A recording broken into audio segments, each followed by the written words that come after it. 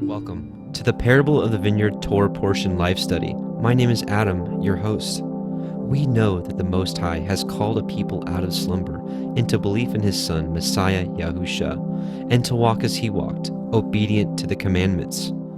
Join us as we study the Torah line by line so that we may fellowship together, grow, edify, train, and prepare the body of Messiah, the children of Israel, for the return of Messiah YHWH to be with him forevermore.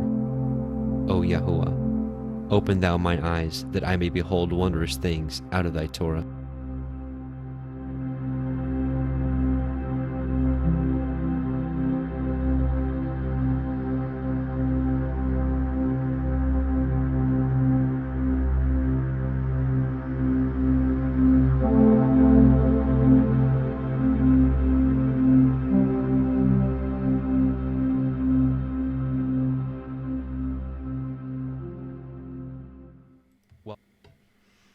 And welcome, brothers and sisters. Welcome to the Parable of the Vineyard YouTube live stream. Torah portion, week 4, Vayera, and he appeared. I'm going to apologize ahead of time. My computer and vocals and whatever was probably going to be out of sync. I don't know what else to say other than my equipment likes to mess up a lot, so I don't know what to say about that. I'm just going to apologize ahead of time and just ask for your prayers. I think the enemy likes to attack me a lot of times with my equipment. Just so happens my car kind of broke down just about an hour ago, and come back to get ready for this and can't get the computer to settle down. So it is what it is. We'll get through it, and yeah, it is what it is. So let's start with a quick prayer again. This is going to be week 4, Vayera. More stuff about Father Abraham, and his journeys, and well, the big test. The big test is this week. So as always, just wanted to kind of just put this out there. My name is Adam. Been studying the Torah for some time, but I've got quite a bit to learn. So what I wanted to do was go through these Torah portions with you so that we can learn together. I'm not some wise old Torah teacher that's been doing this for 30, 40, 50 years. That's the interesting thing about this movement is there's really not a whole lot of elders in this. So what I figured we'd do is kind of just learn together. And these studies are a great opportunity to, leave comments, so we can, for things that I've missed, so we can kind of grow together. I want to just take a look at the chat and just make sure this is bearable.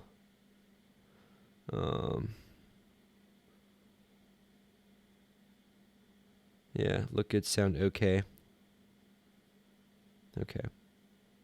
Yeah, like I said, I've got a phenomenal iMac that is like completely beefed up, that the specs on this is probably like 3 to 4 times more than what the requirements are of streaming, but nevertheless continue to have issues with it, and yeah, it's what it is. So let's pray and let's get into this. Enough about me. Who cares about me? Let's get to the scriptures, which is what is important.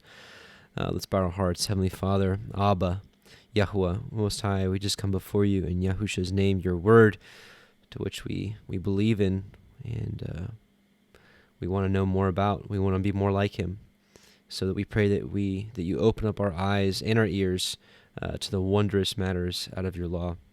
Teach us these wonderful things, and let us grow thereby, and just continue to occupy with what's important before you return. In Yahusha's name, Amen.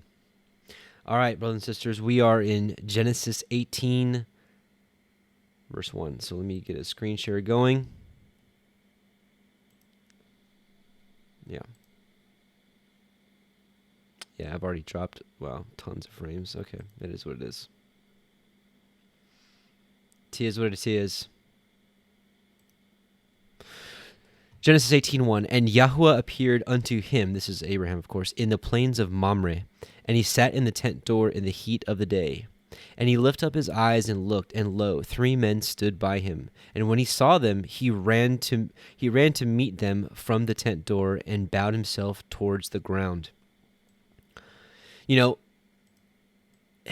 I'm going to share here in just a second that I think Abraham already did know that these were the angels, and I do believe one of them might have been the Word, Messiah, Yahusha.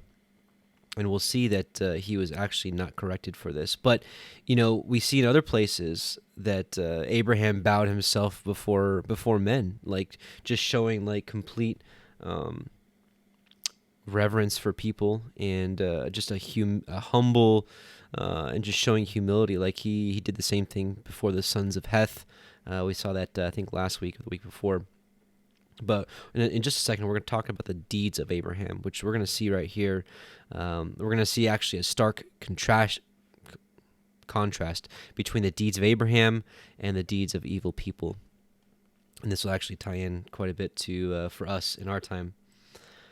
But you can see here, he bowed himself towards the ground, and he says, and said, "My Adonai, if now I have found favor in your sight, pass not away, I pray you, from your servant." And we'll see that he wasn't corrected, just like we saw Joshua when Joshua bowed down before the angel. Joshua 5:13-15 says, "And it came to pass, when Joshua was by Jericho, that he lifted up his eyes and looked, and behold, there stood a man over against him, with his sword drawn in his hand. And Joshua went unto him, and said unto him, Art thou for us, or for our adversaries?" So he's like, are you for us, or for our enemies? And he said, Nay, but as captain of the host of YHWH I am now come. And Joshua fell on his face to the earth, and did worship, and said unto him, What saith my Adonai unto his servant? And the captain of YHWH's host said unto Joshua, Loose thy shoe from off thy foot, for the place whereon thou standest is holy. And Joshua did so. So we see Joshua bowing down and doing reverence unto this captain of the host, Messiah, Yahusha, and he wasn't corrected. So we see the same thing here with Father Abraham. He was bowing down and doing reverence to these 3 angels, one of them I do believe being Messiah, Yahusha, which a lot of you know that I believe that he was all over the Old Testament. Every time, you know, one of the prophets said, and the word of YHWH came unto me, saying, or as we grew up knowing, and the word of the Lord came unto me, saying, well, who is the word? It's Messiah. So yeah, I believe he was all over the place. And here he goes. Here's look at this. This is his hospitality. Let a little water, I pray you, be fetched, and wash your feet, and rest yourselves under the tree. And I will fetch a morsel of bread, and comfort ye your hearts. After that ye shall pass on, for therefore are ye come to your servant. And they said, So do, as you have said. Now look at what Abraham did. And Abraham hastened, so he went quickly, right? He went really fast into the tent unto Sarah, and said, Make ready quick 3 measures of fine meal, and knead it, and make cakes upon the hearth. And Abraham ran unto the herd, and fetched a calf tender and good, and gave it unto a young man, and he hastened to dress it. So Abraham is just so excited to do good. You know, he's just like running over here, telling Sarah, hey, do this. Running over to the herd and saying, hey, catching a calf, or fetching a calf. I mixed that up, sorry. Fetching a calf tender and good. And he took butter and milk and the calf which he had dressed, and set it before them. And he stood by them under the tree, and they did eat. So this is what it's like to show hospitality to your neighbor. Of course, these were the angels, but we also know that there's scriptures saying that those have tended to angels unawares, which I've got a story about that one. I'll share with you guys another time. We've got a lot to go over, so I won't bore you with that story. But I do believe that I once met an angel. Nothing crazy happened. Don't worry. I'm not saying that anything prophetic happened, but I think I was tested in a way to see if I would minister unto this person or just forsake him like everyone else around me was doing. But that's for another time. But the deeds of Abraham, I want to talk about, because Messiah specifically says that we should do the deeds of Abraham. So this is great going through these Torah portions, because, when we say doing the deeds of Abraham, well, what are the deeds of Abraham? Hospitality is one of them. Should we forsake hospitality? I don't think so. John 8:37-40. He's going back and forth with the scribes and the Pharisees. And this is Messiah speaking, I know that ye are Abraham's seed, but ye seek to kill me, because my word hath no place in you. They didn't have a love for his word. They had a love for, treasures, preeminence within the congregations, chief seats, and the synagogues, being greeted in the marketplaces. They loved the honor of men. They didn't love his word. I speak that which I have seen with my father, and ye do that which ye have seen with your father. They answered and said unto him, Abraham is our father. Yahusha saith unto him, if ye were Abraham's children, ye would do the works of Abraham. So we know that we are the seed and the children of Abraham by faith in Messiah. So we should do the works, the deeds of Abraham. And then he just goes on to say, but now you seek to kill me, a man that hath told you the truth, which I have heard of Elohim. This did not Abraham. And then, prophetically, Matthew 25:31 through 46, when the Son of Man shall come in his glory and all the holy angels with him, then shall he sit upon the throne of his glory, and before him shall be gathered all nations, and he shall separate them one from another, as a shepherd divideth his sheep from the goats. And he shall set the sheep on his right hand, but the goats on the left. Then shall the king say unto them on his right hand, come, ye blessed of my Father, inherit the kingdom prepared for you from the foundation of the world. For I was hungered, and ye gave me meat. I was thirsty, and ye gave me drink. I was a stranger, and ye took me in. This is exactly what we just saw from Abraham with, tending to them, giving them meat, giving them drink, bringing them in, saying, come in, come in. Naked, and you clothed me. Now, I will say, I also think this has a physical and a spiritual meaning. Being hunger and giving meat, and thirsty and giving drink. This is also, I believe, about the word, feeding people the word. And we're all called to do that. Maybe we're not all called to be teachers, but we can all share the word, right? Can we not? And share the glory of Messiah and he being the word. And I think we're also supposed to be, also sharing that goodness with strangers, not just only our brothers and sisters. Naked, and ye clothed me. I was sick, and ye visited me. I was in prison, and ye came unto me. Then shall the righteous answer him, saying, Adonai, when saw we thee and hungered, and fed thee, or thirsty, and gave thee drink? When saw we thee a stranger, and took thee in, or naked, and clothed thee? Or when saw we thee sick, or in prison, or came unto thee? And the king shall answer and say unto them, verily I say unto you, inasmuch as ye have done it unto the least of these my brethren, ye have done it unto me. Then shall he also say unto them on the left hand, depart from me, ye cursed, into everlasting fire, prepared for the devil and his angels. And he goes on to say basically the opposite. He's like, you didn't give me meat, you didn't give me drink. I was a stranger, and you didn't take me in. I was naked, and you didn't clothe me. And then they say the same thing. You're saying, Adonai, when did we see you hungered, or athirst, or a stranger, or naked, or sick, or in prison, and did not minister unto thee? And he shall answer them, saying, verily I say unto you, inasmuch as you did it not unto the least of these, you did it not unto me. And these shall go away into everlasting punishment, but the righteous into life eternal. So, I think it's really, really paramount that we take a look at the deeds of Abraham, and let's do the best we can to emulate him. Genesis 18:9, and they said unto him, where is Sarah your woman? And he said, behold, in the tent. And he said, I will certainly return unto you according to the time of life. And this is interesting, because this is why I believe this is Messiah, the word speaking. This isn't saying, the angels didn't say, he will come, or so on and so forth, like usually as they are a messenger, but he says, I will certainly return unto you according to the time of life. And lo, Sarah your woman shall have a son. And Sarah heard it in the tent door, which was behind him. Now, Abraham and Sarah were old and well stricken in age, and it ceased to be with Sarah after the manner of women. Therefore Sarah laughed within herself, saying, after I am waxed old, shall I have pleasure, my Lord being also old? So she giggled. She's like, how is this going to happen? Because it said that it ceased to be with her after, so her menstrual cycle stopped. She's like, what? And Yahweh said unto Abraham, wherefore did Sarah laugh, saying, shall I of surety bear a child which am old? Is anything too hard for Yahweh? At the time appointed I will return unto you, according to the time of life, and Sarah shall have a son. Then Sarah denied, saying, I laughed not, for she was afraid, and he said, Nay, but you did laugh. This seems to be the only error I can see that Sarah has made in the scriptures. And also, this laughter, well, that ended up being the name of their son. Yitzchak means laughter. Isaac, Yitzchak. Excuse me. Genesis 18:6. And the men rose up from thence and looked towards Sodom, and Abraham went with them to bring them on the way. So he's like escorting them out. Right? He's not just like, bye, see ya. He's like, he's being courteous. And Yahweh said, Shall I hide from Abraham that thing which I do?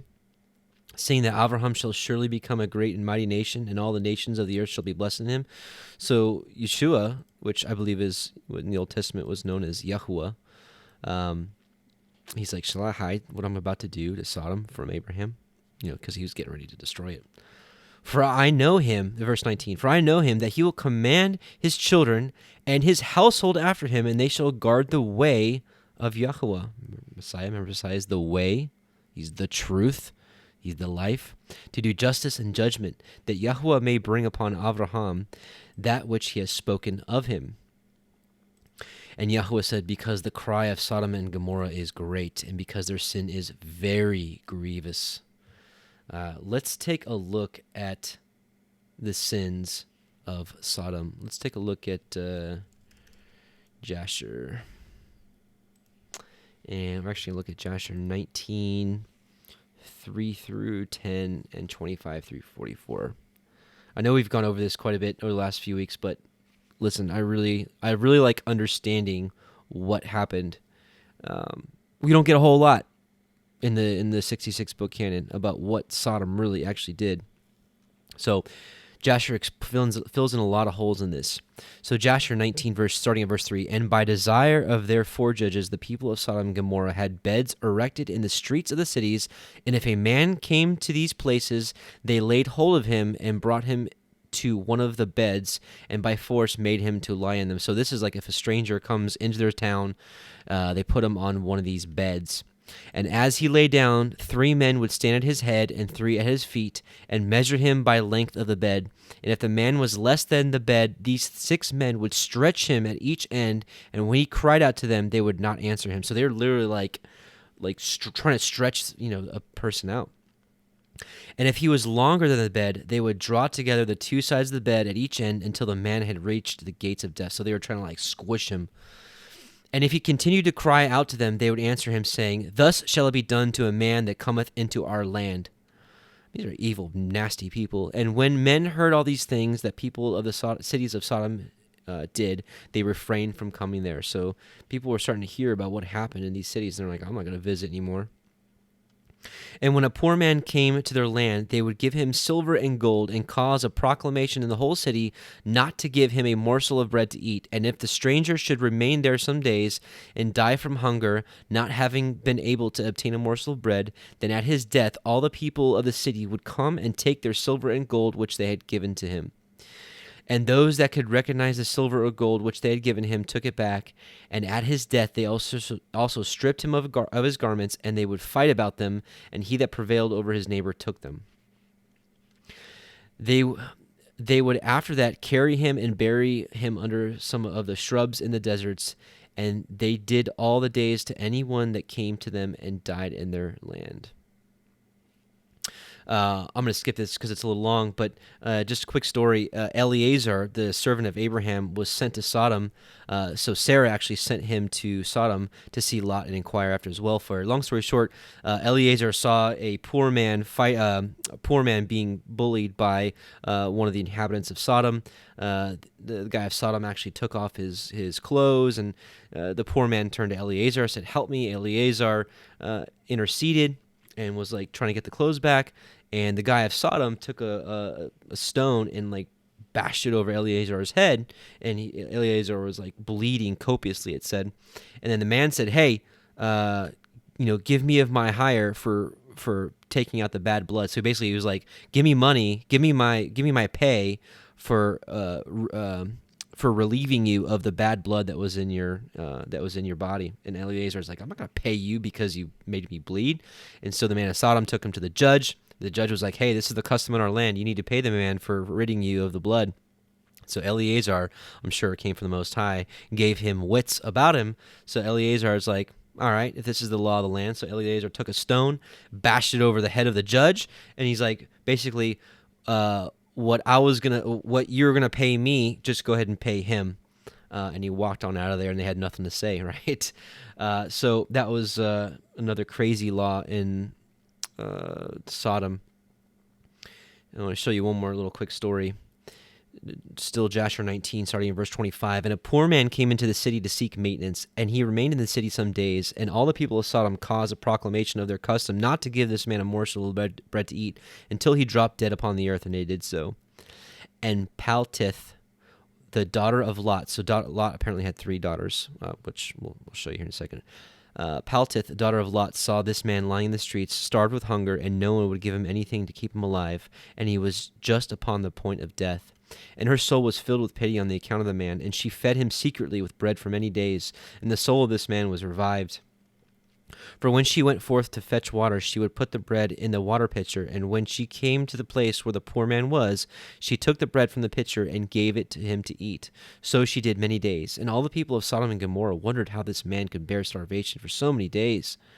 And they said to each other, this can only be that he eats and drinks, for no man can bear starvation for so many days, or live as this man has, for without even his countenance changing.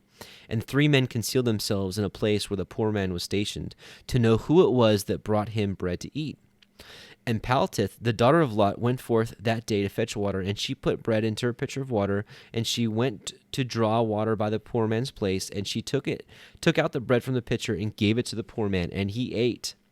And the 3 men saw what Paltith did to the poor man, and they said to her, it is thou who hast supported him, and therefore he has not starved, nor changed in appearance, nor died like the rest. And the 3 men went out of the place in which they were concealed, and they seized Paltith and the bread which was in the poor man's hand. And they took Paltith and brought her before the judges, and they said to them, thus did she do, and it is she who supplied the poor man with bread. Therefore did he not die all this time. Now therefore declare to us the punishment due to this woman for having transgressed our law. Literally, for feeding a poor man bread, she transgressed the law. This is, again, I want to show you why the Most High destroyed that place. Everything, every moving thing died. I want you to understand that, because people mock and say, he rained fire from heaven to destroy all those people. Like, why? Let's find out some more. And the people of Sodom and Gomorrah assembled and kindled a fire in the street of the city, and they took the woman and cast her into the fire, and she was burned to ashes for feeding a poor man. Kind of reminds me of the Talmudic traditions. In the Talmud, a man is a sinner and is guilty of breaking the Sabbath if he takes his hand, puts something out of the door, and gives it to a poor man. That's transgressing the Talmud, the oral tradition, the man-made traditions that Messiah came and rebuked the Pharisees for upholding. Verse 36 of Jasher 19, and in the city of Admah there was a woman who they did the like. Actually, let me just for time's sake, long story short, this woman did the very same thing and was feeding a poor man, and they covered her here. They anointed her with honey from head to foot as the judge had decreed, and they placed before her a swarm of bees, which were then in the hives, and the bees flew upon her and stung her that her whole body was swelled. And the young woman cried out on account of the bees, but no one took notice of her or pitied her, and her cries ascended to heaven. And YHWH was provoked at all this and all the works of the cities of Sodom, for they had abundance of food, had tranquility amongst them, and still would not sustain the poor and the needy. And in those days their evil doings and sins became great before YHWH. So he was seeing this, and he's like, all right, this is enough with this place. Just a couple other things about Sodom. We've read this in previous Torah portions, so I won't go over it again, but cover your children's ears if you got young children listening to this just for a second.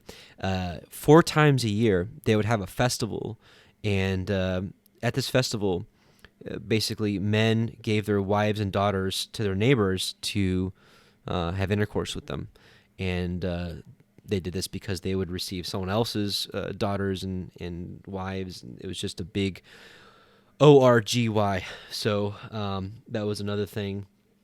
And there's more, but we'll move on from this point. I just wanted to get you an idea of what was going on in Sodom and why the Most High was going to do what he's about to do. So then he says, so back to Genesis 18, verse 21, I will go down now and see whether they have done altogether according to the cry of it, which has come unto me, and if not, I will know. So this is, again, I believe, Messiah, Yahusha, the Word, doing the will of the Father, doing these things. And, okay. So Genesis 18:22, and the men turned their faces from thence and went towards Sodom, but Abraham stood yet before Yahuwah. And also in Jasher it does say that 2 of the 3 men or angels went to Sodom. I don't know why 2 of the 3, but that's just what it says.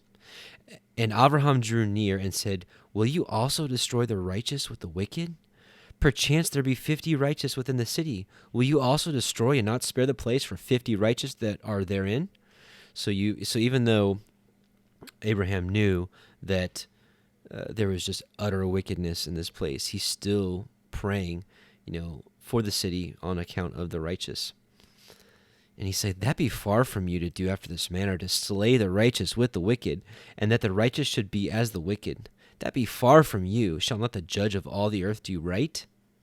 And Yahuwah said, if I find in Sodom 50 righteous within the city, then I will spare all the place for their sakes. And Abraham answered and said, behold now, I have taken upon me to speak to Adonai, which am but dust and ashes. Perchance there shall lack 5 of the 50 righteous. Will you also destroy all the city for lack of 5? And he said, if I find there 40 and 5, I will not destroy it. And he spoke unto him yet again and said, perchance there shall be 40 found there. And he said, I will not do it for 40's sake. And he said unto him, oh, let not Adonai be angry, and I will speak. Perchance there shall be 30 found there. And he said, I will not do it if I find 30 there. And he said, behold now, I have taken upon me to speak unto Adonai. Perchance there shall be 20 found there. And he said, I will not destroy it for 20's sake. And he said, oh, let not Adonai be angry, and I will speak yet but this once. Perchance 10 shall be found there. And he said, I will not destroy it for 10's sake. And Yahuwah went his way as soon as he had left communing with Avraham, and Avraham returned unto his place. So this reminds me of a passage in 2nd Ezra chapter 7 where it gives us examples of the strong praying for the weak. And I think it kind of gives us a clue of how we should act as well. Again, the deeds of Abraham. What was Abraham thinking of? Was he thinking, oh yeah, go destroy that city, destroy all of them? He had a heart. He cared for his fellow man. He knew that a righteous judge would destroy the wicked if that's the judge's decree. But he's like, there's got to be righteous in there. He knew at least Lot was there, and we know that Lot was decreed as a righteous man. Peter even said so in one of his letters. He said that only Lot, that righteous man, was delivered from there. But, so I think it's interesting how Abraham was stair-stepping it down. He's like 50, 45, 40, 30, 20, 10.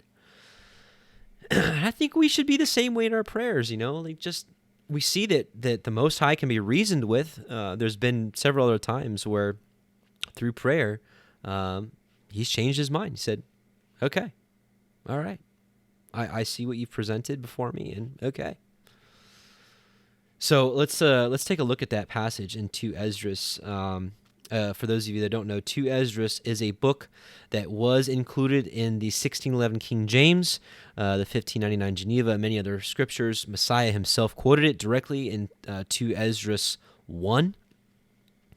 But let's just move on. So we're going to read chapter 7, verses 102 through 115. For those of you that have a CEPHER at home, the older versions of the CEPHER only had up to chapter 70, but the new revision, the newest version, revision 2, which I just got, I'll show you, actually does have these chapters, but I don't have it on screen. So this is, I'm on the small screen, so you can't even see. But anyways, the new revision has these verses in them. But for now, we're just going to read out of the RSV. So this is Ezra speaking to the angel Uriel. And so he says, I answered and said, if I have found favor in thy sight, show further to me if thy servant, whether on the day of judgment the righteous will be able to intercede for the ungodly, or to entreat the Most High for them, fathers for sons, or sons for parents, brothers for brothers, relatives for their kinsmen, or friends for those who are most dear. This is the angel Uriel answering. He said, and he answered and said to me, since you have found favor in my sight, I will show you this also. The day of judgment is decisive and displays to all the seal of truth.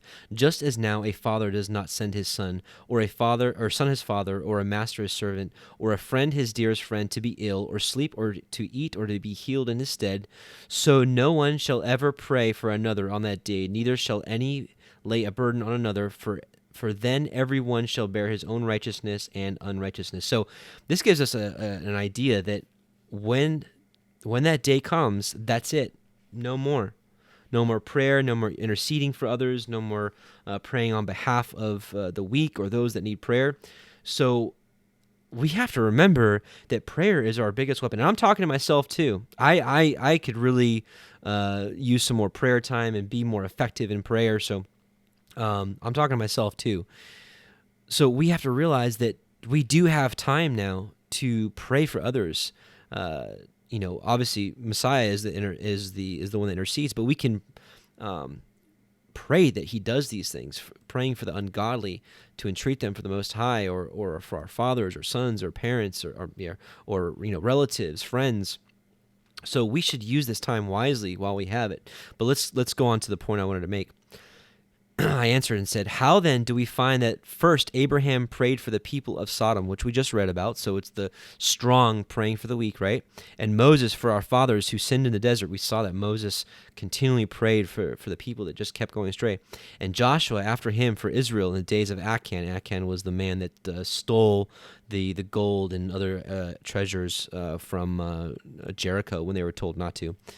And Samuel in the days of Saul, and David for the plague, and Solomon for those in the sanctuary, and Elijah for those who received the rain, and for the one who is dead that he might live, and Hezekiah for the people in the days of Sennacherib, and many others prayed for many? If therefore the righteous have prayed for the ungodly now, when corruption has increased and unrighteousness has multiplied, why will it not be so then? We actually can just skip this part, but I just want to share this where it just shows how the strong prayed for the weak. And some of us may be weak, some of us may be the strong. Either way, we should use this time very wisely, just like Abraham did. And again, I think the theme of what we're talking about today is the deeds of Abraham versus the deeds of the wicked. And being that we're the seed of Abraham, let us emulate the deeds of Abraham. Fair enough? I'm just going to take a peek at the chat and take a sip of water. I'm actually going to stop drinking next to the microphone. Someone had emailed me and said that all the extra noises were not becoming. So, yeah.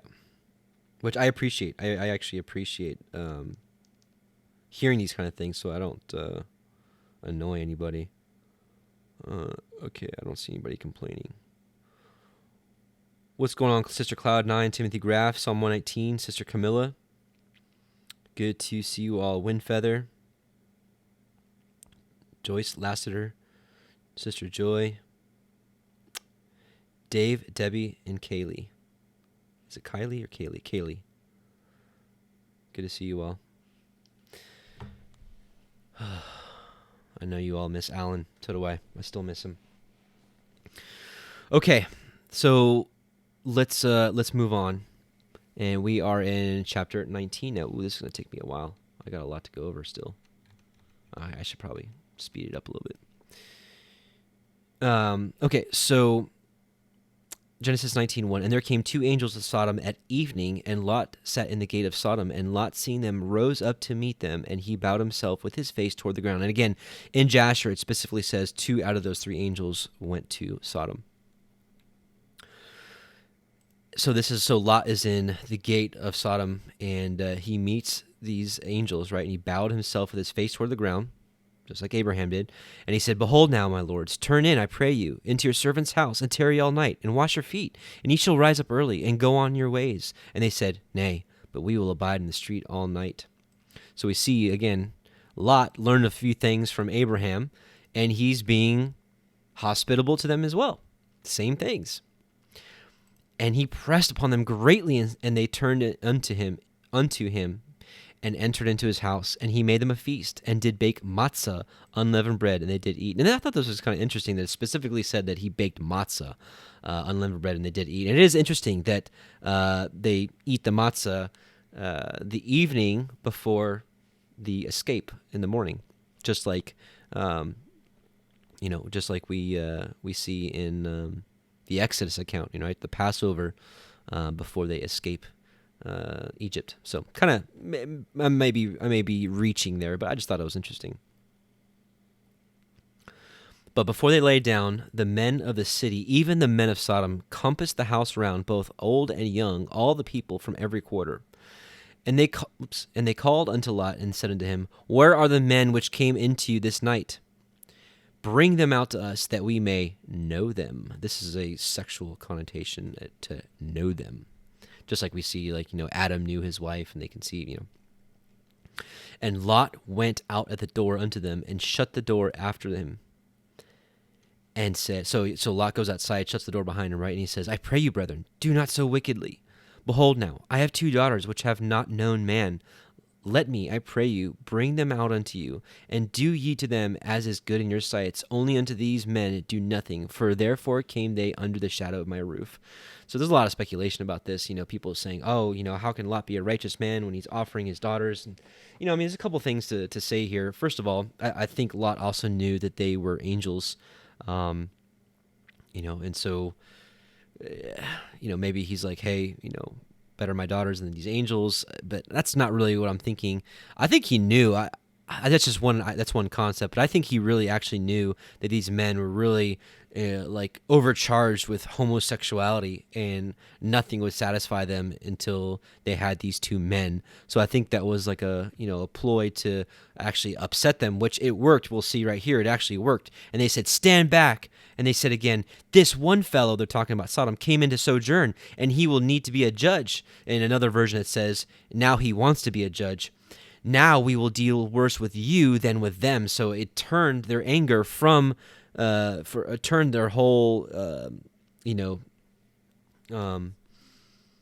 mindset from wanting these 2 men to want to do worse to Lot. And they pressed sore upon the men. So this is what I think actually happened. I think his 2 daughters thing was a diversion to get them upset with himself, rather than wanting and lusting after those 2 men. And they pressed sore upon the men, even Lot, and came near to break the door.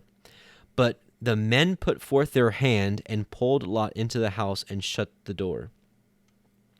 And they smote the men that were at the door of the house with blindness, both small and great, so that they wearied themselves to find the door. I think it's interesting. They're literally cast with blindness, and they're still trying to find the door. That's how just overcharged these men were, just completely taken with lust and just a reprobate mind.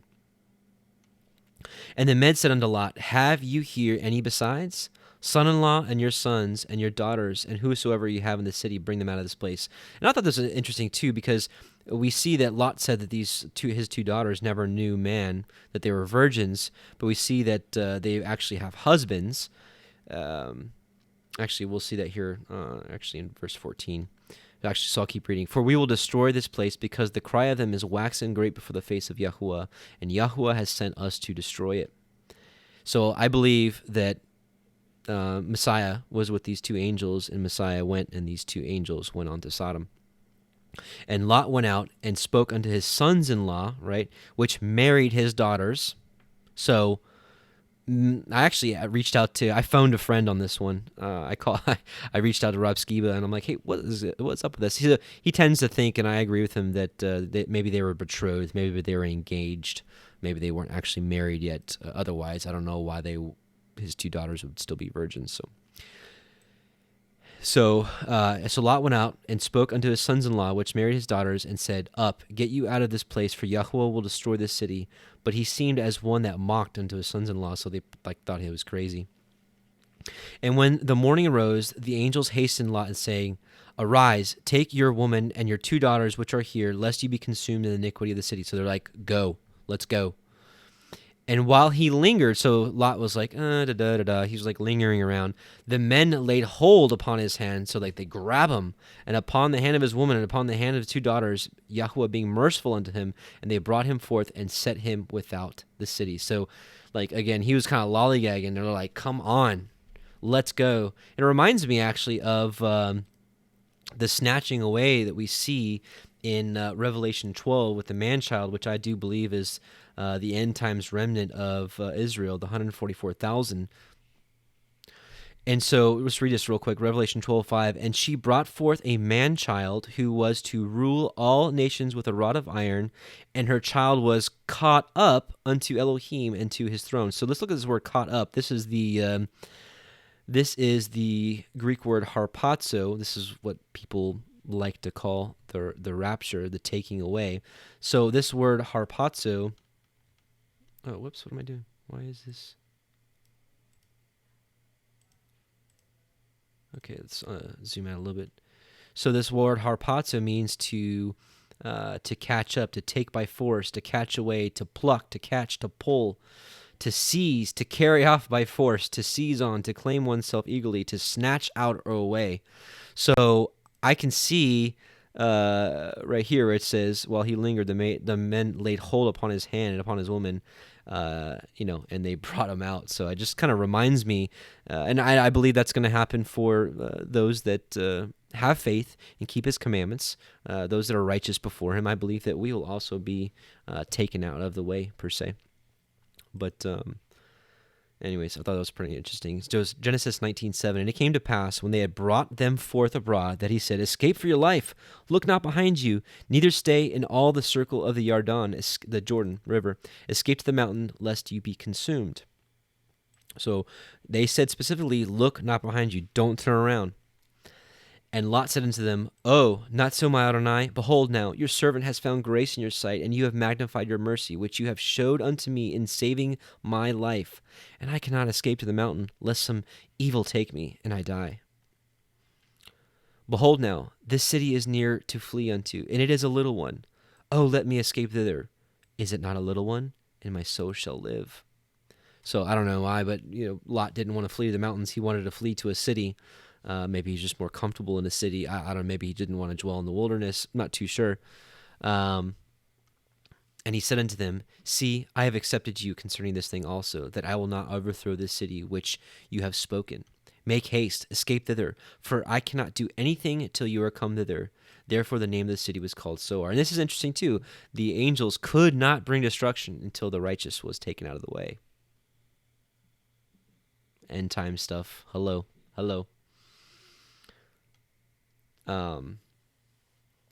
Okay, so Genesis 19:23, the sun was risen upon the earth when Lot entered into Zoar, and then Yahuwah rained upon Sodom, upon Gomorrah, brimstone and fire from Yahuwah out of the heavens. So interesting stuff. I want to show you something real quick. Let me zoom in a little bit. So these little balls of brimstone can actually be found all over the Sodom and Gomorrah site, where I'm actually going to show you some pictures here in a second. You can still see the cutouts of doors and walls and big buildings there, but these little balls are all over the place. I want to read you some stuff actually.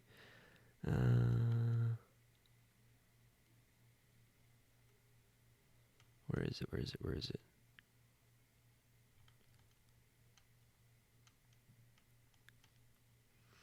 Here we go. The cities were built largely of limestone, and when limestone is incinerated with sulfur, it produces calcium sulfate ash. Analysis of the remains at Sodom and Gomorrah reveal it is very clean calcium sulfate with virtually no trace elements. The fact that few trace elements remain is indicative of intense, fierce heat enough to break down entire limestone buildings and vaporize all other minerals. Volcanism does not produce this kind of clean ash. Those things that come out of a volcano does not produce this kind of clean ash. Throughout the sites are very unusual balls of pure elemental sulfur. The Bible states, Yahweh rained upon Sodom and Gomorrah brimstone and fire from Yahweh out of heaven. Genesis 19:24, we just read that. Considering its supernatural origin, one would expect to find unique characteristics in such sulfur, and this is indeed the case. Its composition reveals lengthy exposure to high temperatures. Sulfur found in geothermal regions is invariably the rhombic form, evident from its familiar bright yellow color. By contrast, the brimstone from these Dead Sea sites is the pale white monolithic form. Sulfur changes to this form when exposed to high temperatures for an extended period of time, as would have been the case. X-ray fluorescence semi-quant analysis and other tests reveal the sulfur balls to be up to 98.4% pure sulfur, significantly more pure than naturally occurring sulfur. The sulfur balls have been found at all 5 destroyed cities, and although numerous geologists have been consulted, no other examples of naturally occurring sulfur is found anywhere on the earth that remotely resembles the form found at these sites. Wow. There's for whenever I do get back to doing the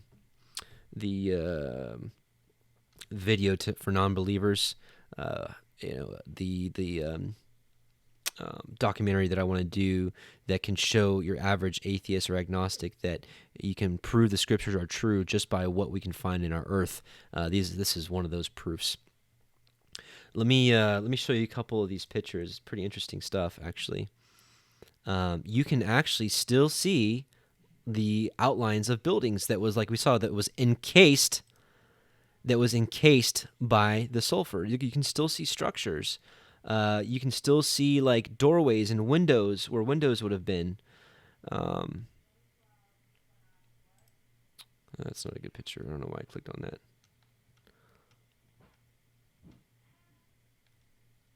Anyways, there's more pictures elsewhere. I don't want to waste your time, but you can still see things that look. I mean, these are like towers from like a wall or like a building or something, and they're just laying there, just sitting there. You won't find this kind of stuff on the History Channel. So, all right, here we go. So so overthrew the cities. Yeah, so, okay, we just read here. So then, he reigned upon Sodom and Gomorrah. Verse 25, 1925, and he overthrew those cities and all the circle of the Yarden and all the inhabitants of the cities that which grew upon the ground. So he destroyed everything. But his wife looked back from behind him, and she became a pillar of salt. So I want to share something with you. Messiah actually warns us about this. Luke 17, 26 through 37. And as it was in the days of Noe, so shall it be also in the days of the Son of Man. They did eat, they drank, they married wives, they were given in marriage until the day that Noah entered the ark, and the flood came and destroyed them all. Very reminiscent of Sodom and Gomorrah, right? Like we just read. Likewise also, as it was in the days of Lot, they did eat, they drank, they bought, they sold, they planted, they builded. But the same day that Lot went out of Sodom, it rained fire and brimstone from heaven and destroyed them all. Even thus shall it be in the day when the Son of Man is revealed. In that day he which shall be upon the housetop and his stuff in his house, let him not come down to take it away. And he that is in the field, let him likewise not return back.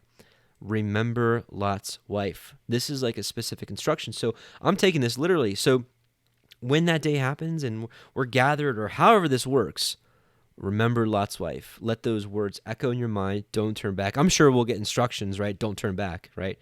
But let's remember Lot's wife. I'm not going to turn back. I'm just going to keep my eyes forward. How about you?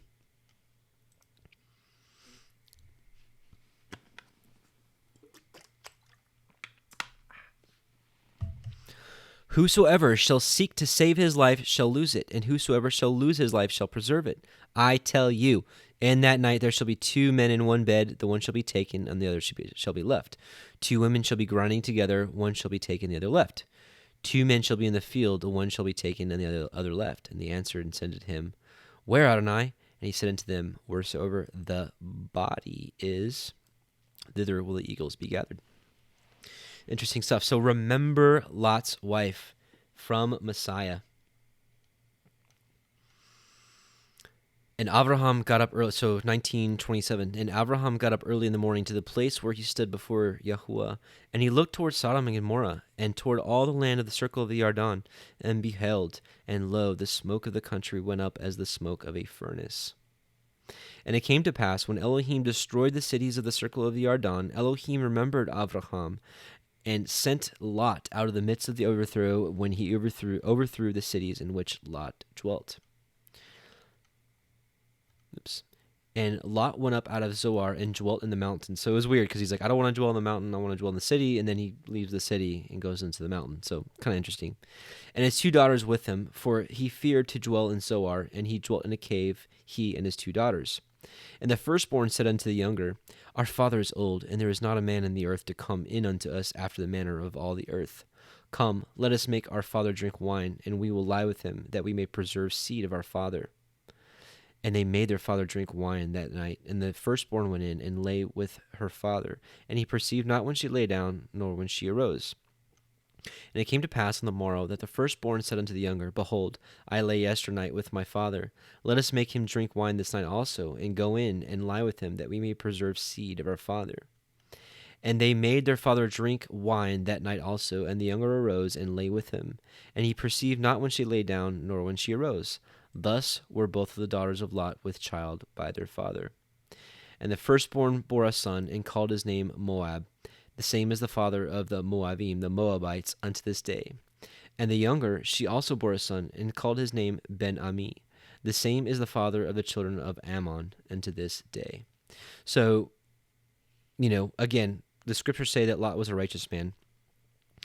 He didn't know what his daughters were doing. His daughters didn't really know what they were doing, because here's why. Jasher 19:57, and Lot and his 2 daughters remained in the cave, and they made their father drink wine, and they lay with him, for they said that there was no man upon the earth that could raise up seed for them, for they thought that the whole earth was destroyed.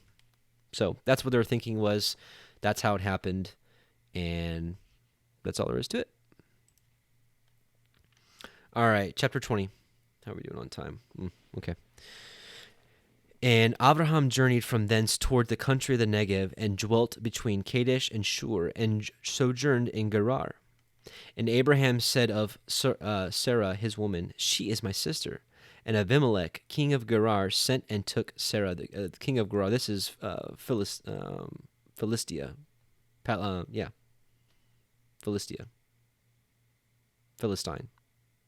Philistines. Sorry. But Elohim came to Abimelech. So this is just like what we read last week, where Pharaoh seized hold of Sarah, and Abraham was like, hey, when we go into this town, just say you're my sister. I'm going to say I'm your brother, and that way I can live. But Elohim came to Abimelech in a dream by night and said to him, Behold, you are but a dead man, for the woman which you have taken, for she is a man's woman. But Abimelech had not come near her, and he said, Adonai, will you slay also a righteous nation? Said he not unto me, She is my sister? And she, even she herself, said, He is my brother? In the integrity of my heart, and the innocence of my hands have I done this. And Elohim said unto him in the dream, Yea, I know that you did this in the integrity of your heart, for I also withheld you from sinning against me. Therefore I suffered you not to touch her. So we have to remember, the Most High controls things. He lets us have free will, but in certain instances, he puts his hand on people, just like he put his hand on Pharaoh and didn't allow Pharaoh to unharden his heart, so that he would have, so that he would have his glory with his wonders that he did in Egypt, which we saw all the rest of the nations heard about it. It was that big. So he held Abimelech back from doing anything.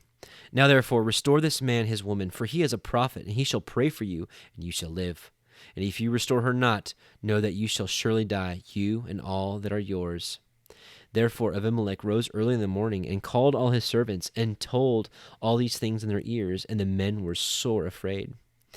And Abimelech called Abraham, and said unto him, Why have you done this unto us? And what have I offended you, that you have brought on me, on my kingdom, a great sin? You have done deeds unto me that ought not to be done. And Abimelech said unto Abraham, What saw you that you have done this thing? He's like, What did you see? Why did you do this to me? And Abraham said, Because I thought, surely the fear of Elohim is not in this place, and they will slay me for my woman's sake. And yet indeed she is my sister. She is the daughter of my father, but not the daughter of my mother. And she became my woman, so she's his half-sister. And it came to pass, when Elohim caused me to wander from my father's house, that I said unto her, This is your kindness which you shall show unto me. At every place whither we shall come, say of me, He is my brother. And Abimelech took sheep and oxen and men servants and women servants, and gave them unto Abraham, and restored him Sarah his woman. And Abimelech said, Behold, my land is before you. Dwell where it pleases you. And unto Sarah he said, Behold, I have given your brother 1,000 pieces of silver. Behold, he is to you a covering of the eyes unto all that are with you. And with all other thus was she reproved. And so Abraham prayed unto Elohim, and Elohim healed Abimelech his woman and his maidservants, and they bore children. For YHWH had fast closed up all the wombs of the house of Abimelech because of Sarah, Abraham's woman. So, So in the book of Jasher, the only thing that complements this, or that adds on to this, is that it's actually interesting. Like, a vision was given to all the people of the land of Abimelech's people. It was actually a man with a drawn sword. For those of you that were with us since the beginning of this broadcast, we read Joshua 5, where Joshua was standing before, I believe, Messiah Yahusha, the commander of the army of YHWH Tsebaoth, with a drawn sword. And so they were all given a vision of this drawn sword, that he was going to slay everybody. And so they were like begging Abimelech to give back Sarah to her husband. So, all right. So the birth of Isaac, Genesis 21. And YHWH visited Sarah, and he had said, and YHWH did unto. And YHWH visited Sarah as he had said, and YHWH did unto Sarah as he had spoken.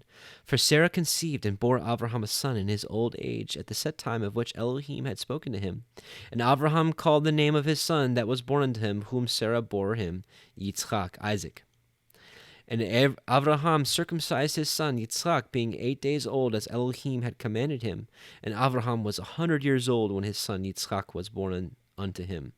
And Sarah said, Elohim has made me to laugh, so that all that hear will laugh with me. Again, Isaac's name, Yitzchak, is laughter. And she said, Who would have said unto Abraham that Sarah should have given children suck? For I have borne him a son in this his old age. And the child grew and was weaned, and Abraham made a great feast the same day that Yitzchak was weaned. And Sarah and the son of Hagar, the Mitzrayim, which she had borne unto Abraham, mocking. Which she had borne unto Abraham, mocking. Wherefore she said unto Abraham, Cast out this bondwoman and her son, for the son of this bondwoman shall not be heir with my son, even Yitzchak. Let's get a little context on this as well. It actually, let's see, Jasher 21, 11 through 15. So let me scroll up real quick. Jasher 21, 11 through 15. We're going to get a little better idea of why Sarah was so mad that she's like, get them out of here. I don't want him here. So, Jasher 21, starting at verse 11. And Ishmael, the son of Abraham, was grown up in those days. He was 14 years old when Sarah bare Isaac to Abraham. And Elohim was with Ishmael, the son of Abraham, and he grew up, and he learned to use the bow and became an archer. And when Isaac was 5 years old, he was sitting with Ishmael at the door of the tent. And Ishmael came to Isaac and seated himself opposite to him, and he took the bow and drew it and put the arrow in it and intended to slay Isaac. And Sarah saw the act which Ishmael desired to do to her son Isaac, and it grieved her exceedingly on account of her son. And she sent for Abraham and said to him, Cast out this bondwoman and her son, for her son shall not be heir with my son, for thus did he seek to do unto him this day. So we get a little context of why she was so mad, right? Otherwise, you're kind of like, what's going on, Sarah? Why are you so upset? Genesis 21, 11. And the thing was very grievous in Abraham's sight because of his son. It's his son, you know? It wasn't the heir of the promise, but it was still his son.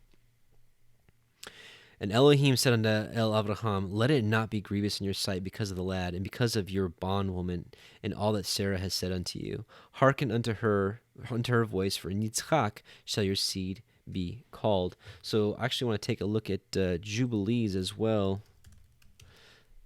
We're going to take a look at Jubilee 17. We read this last week. And it'll show you that this is one of the many tests. Joshua 17, 15 through 18. Actually,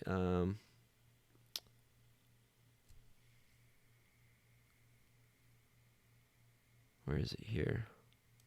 Yeah, so, and Yahweh knew that Abraham was faithful. Actually, it's just verse 17. And Yahweh knew that Abraham was faithful in all his afflictions, for he had tried him through his country with famine, and tried him with the wealth of the kings, had tried him again through his wife when she was torn from him, and with circumcision, and he had tried him through Ishmael and Hagar, his maidservant, when he sent them away. So this was testing Abraham. He could have been like, Most High, I don't want to. I want, my son and Hagar to be here. He hearkened unto the Most High. He hearkened unto his wife and the Most High. All right, so he said, let this not be grievous unto you, and hearken unto the voice, for in Yitzchak shall your seed be called. So verse 13, Genesis 21:13, and also the son of this bondwoman will I make a nation, because he is your seed. So, we'll just keep going. Verse 14, and Abraham rose up early in the morning, and took bread and a bottle of water, and gave it unto Hagar, putting it on her shoulder, and the child, and sent her away, and she departed and wandered in the wilderness of Beersheba. It is interesting in Jasher that said that he gave her 12 stacks of bread, which we know that in the temple, in the holy place, was 12 stacks of bread for the 12 tribes of Israel. So interesting. Genesis 21:15, and the water was spent in the bottle, and she cast the child under one of the shrubs. And she went and sat her down over against him a good way off, as it were a bow shot, for she said, let me not see the death of the child. And she sat over against him, and lifted up her voice and wept. And Elohim heard the voice of the lad, and the angel of Elohim called to Hagar out of the heavens, and said unto her, what ails you, Hagar? Fear not, for Elohim has heard the voice of the lad where he is. Arise, lift up the lad, and lay hold of him in your hand, for I will make him a great nation. And how true that is. Just to give you a quick idea of who these people are, circumcision, just real quick, the rates vary widely by country, from virtually 0% in Honduras and Japan, to 8.5% in the United Kingdom, to 7% in Spain, 45% in South Africa, to 75% in the United States, to over 90% in many Muslim majority countries. So your Arabs, unfortunately, they're called Muslims now because they were they believed Muhammad and all that nonsense from the Roman Catholic Church. But this is your seed of Abraham. Your seed of Abraham is in the majority is in the United States and the Arabs, and they're still to this day, for the most part, keeping that covenant. Which, by the way, the seed of Abraham. Let me correct myself.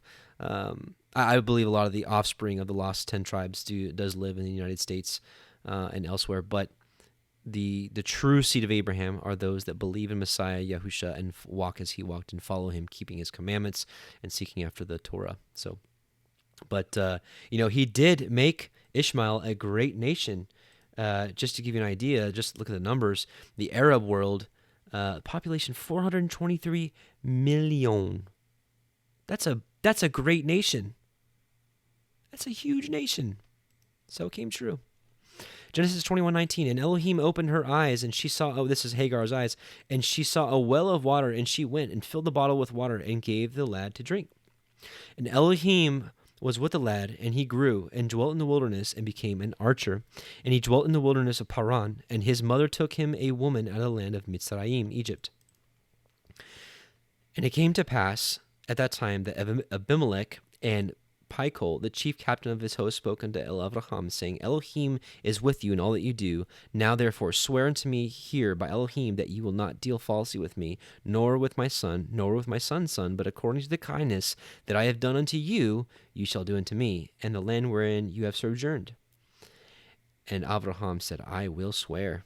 And Abraham reproved Abimelech because of a well of water, which Abimelech's servants had violently taken away. I don't know if you remember, this was, I think, last week, where he dug a well and they covered it up, and he dug another well and they covered it up, and it was just kind of a nightmare.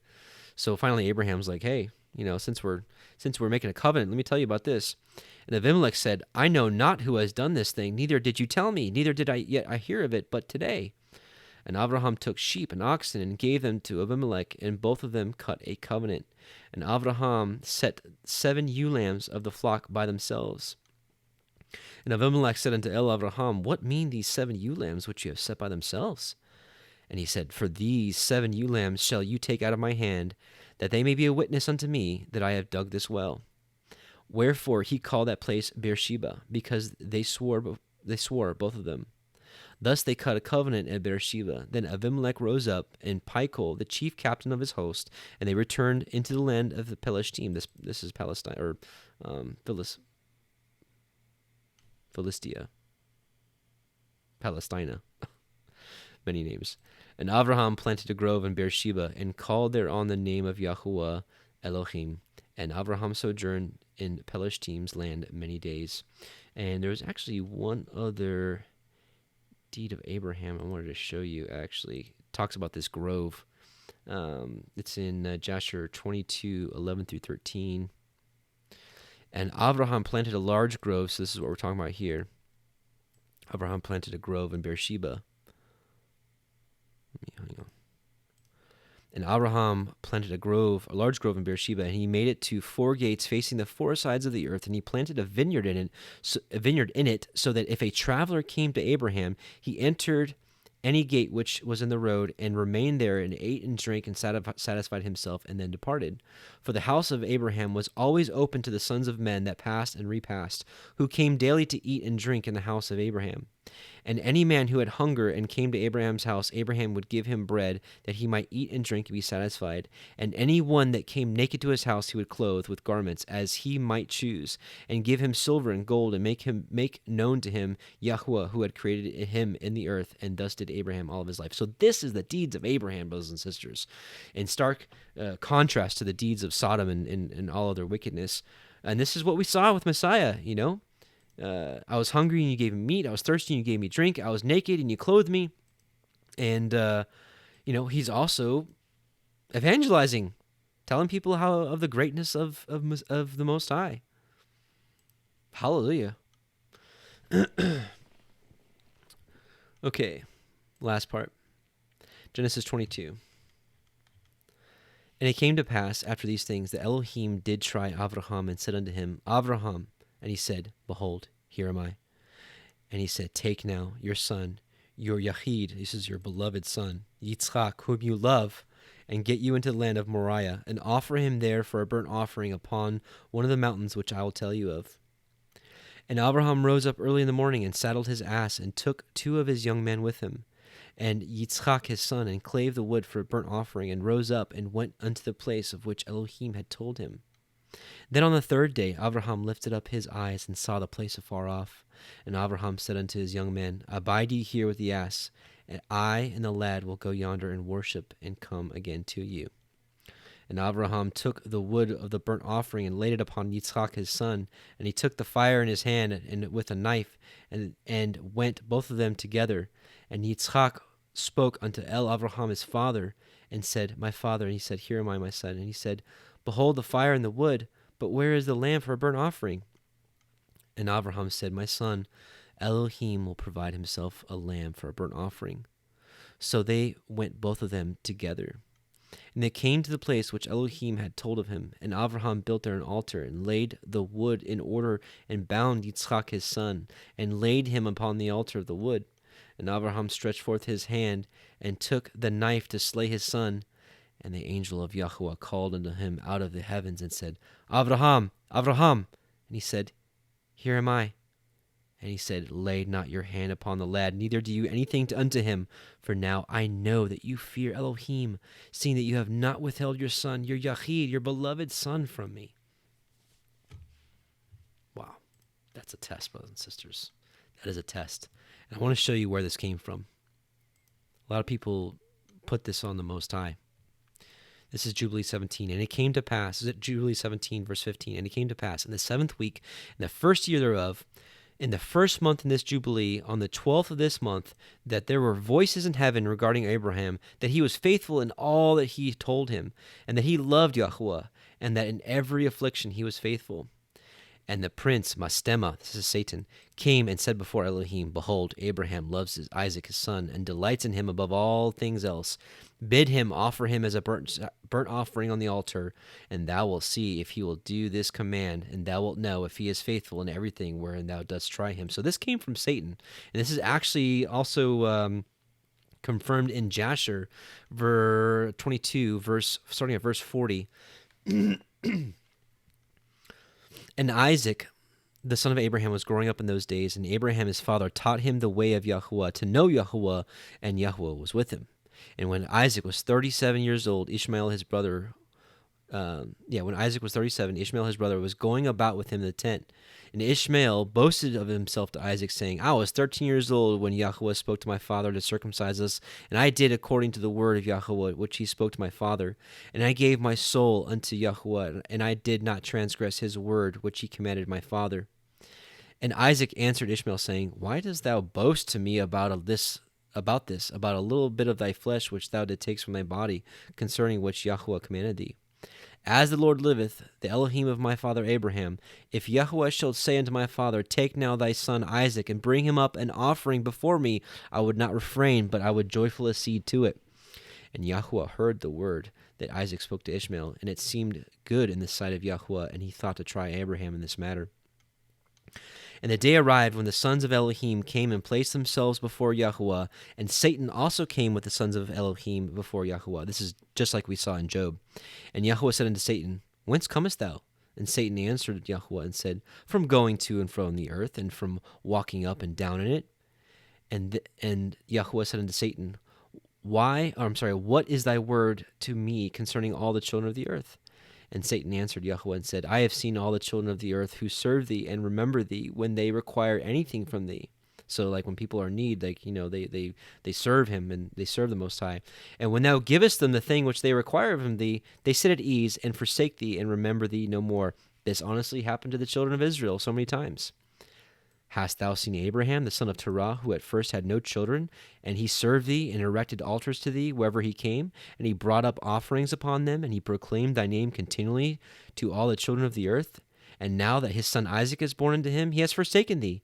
He has made a great feast for all the inhabitants of the land, and Yahuwah he has forgotten. For amidst all that he has done, he has brought thee no offering, neither burnt offering nor peace offering, neither ox, lamb, or goat, of all that he killed on the day that his son was weaned. He just says that it's been 37 years since he'd made an offering. And Yahuwah said to Satan, Hast thou considered my servant Abraham? For there is none like him upon the earth, a perfect and upright man before me, one that feareth Elohim and avoideth evil. Same thing he said about Job.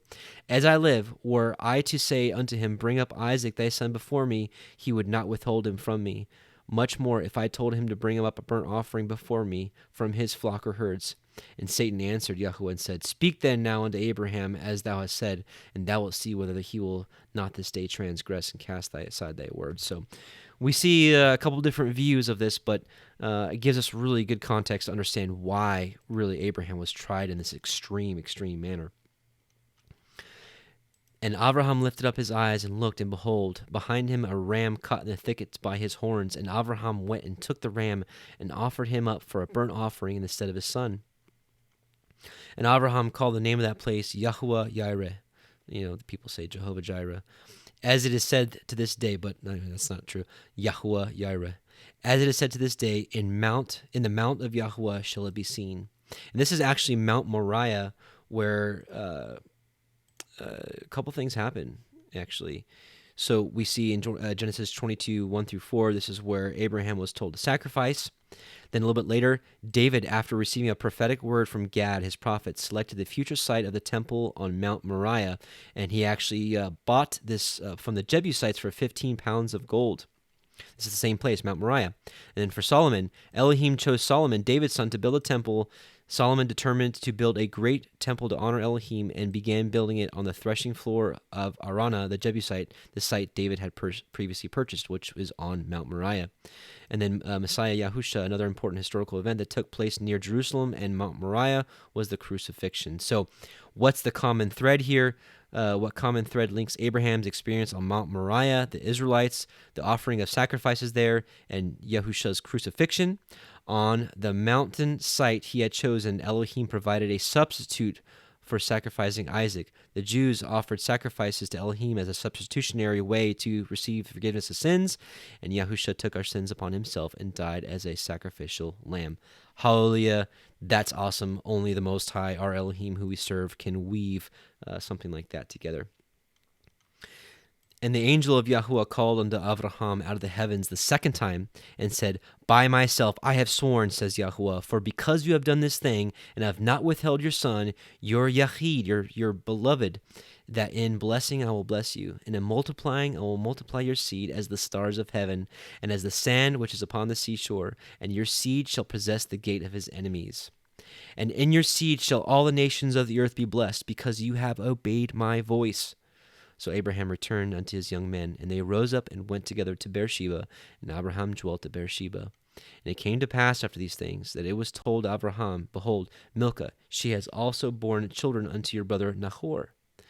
And Huz his firstborn, and Buz his brother, and Kemuel his father of Aram, and Kesed, and Chazo, and Pildash, and Yidlaf, and Bethuel, which is the father of Rebekah. And Bethuel begat, and Bethuel begat Rivkah. These 8 Milcah did bear to Nahor, Abraham's brother, and to his concubine, whose name was Remuah. She bore also Teva, and Gaham, and Thahash, and Makkah. So, that is the end of our Torah portion. Again, week 4. Very, very exciting stuff. Hang on. So, anyways, we're going to end it here. Just want to say shalom to a couple of you in the chat. Thanks for being with me. Those of you that are watching this as a recording, thanks also for being here. Sister Deborah Pippin, follow the Nazarene. Awesome. Timothy Graff, Lizette and Wilford. Good to see you both. Hey, shalom. Welcome. Joey Vans, LPS, Danny Glover. Danny Glover? The actor? No, I'm just kidding. Probably not. Joe Decker. Sister Camilla says Amen and Amen. Sister Aaron James. Hallelujah. Lynette Moody, we are not a cult, but we respect the true names of our Father, Yahuwah, and our Messiah, Yahusha. Amen. Amen, amen. Sabrina Garth, good to see you, sister. Britt, Katie Wallace, Tamara McKee, Sokar Tusay, Michelle Addington, Trip for Life, Dan Goodrich, Anupama Esther Prasad, Sunshine Jane, Sajil B, Nicholas Nolan. Good to see you all. Windfeather. All right, hey, glad you could join us, and I had a good time, and I pray that maybe you learned something new. Maybe it just confirmed a lot of things that you already knew. If you don't mind, before you leave, go ahead and give this a like or a dislike, whatever is proper. Give us a share. Yeah, I think this would be nice for others to join us as we just go straight through these Torah portions. Hey, what's going on, Brother Jonathan at thecodesearcher.com? You are actually going to be a moderator.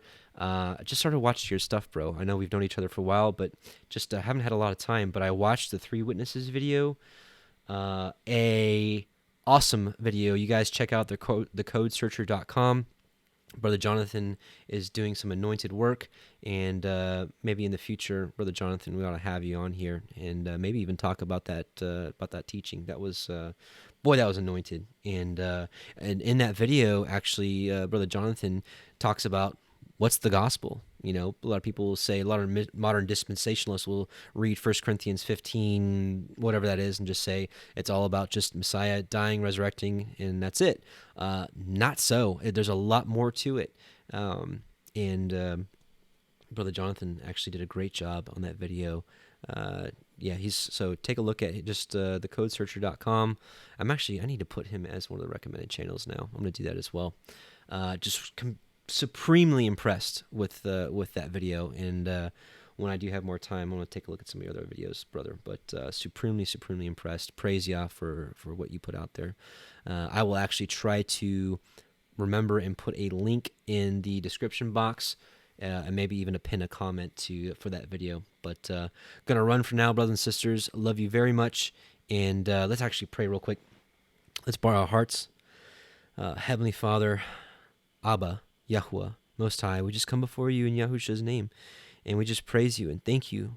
We thank you for the word, which is a lamp to our feet in these dark times. We thank you for salvation by believing in him. And we thank you for the Ruach HaKodesh, which leads us into all truth, to which we can do the best we can to follow the footsteps of Messiah, to keeping of the commandments, and to searching into your Torah, to looking into the wondrous things out of your Torah. We bless you. We send many hallelujahs to you. And just thank you. Thank you for opening up our eyes. What a blessing this is. And just as that man stood in the temple that smote upon his breast, saying, thank you for being merciful to us sinners. Amen. Love you all very much. And thank you, David Shearer, for putting up his link there. And I will actually click on that, and I will get that on the recommended list right away. So, love you, brothers. Shalom, and we'll see you Friday evening, 8 p.m. Central, for the live stream. It'll be week 4 of the Isaiah reading. Yeah, okay. Shalom.